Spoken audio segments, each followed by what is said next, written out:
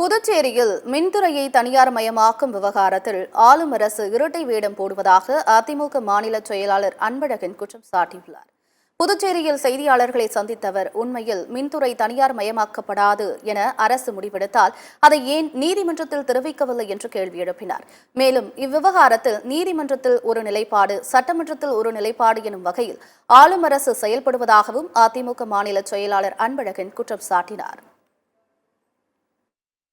இங்க இருக்கின்ற மின்துறையினுள் இருக்கின்ற சங்கத்தினர் மின்துறை தனியார்மயமாக்கக்கூடாது, இந்த டெண்டரை கேன்சல் பண்ணணும்னு சொல்றாங்க. ஆனால் இந்த அரசாங்கம் இந்த டெண்டரை கேன்சல் பண்ணவே இல்லை. இன்றைக்கு சட்டமன்றத்தில் சொல்றாங்க இல்லையா, நாங்க மின்துறை தனியார்மயமாக்க மாட்டோம்னு சொல்லிட்டு, அதை ஒரே ஒரு அப்டிபெட்ல அங்க சொல்லலாம் நீதிமன்றத்துல. எங்களுக்கு மின்துறையை புதுச்சேரி மாநிலத்தை தனியார்மயமாக்க வேண்டிய அவசியம் இல்லை, எண்ணம் இல்லை, எங்கள் அரசாங்கத்துடைய கொள்கை முடிவு அது இல்லைன்னு சொல்லலாம், ஒரே வரியில முடிஞ்சு போச்சு.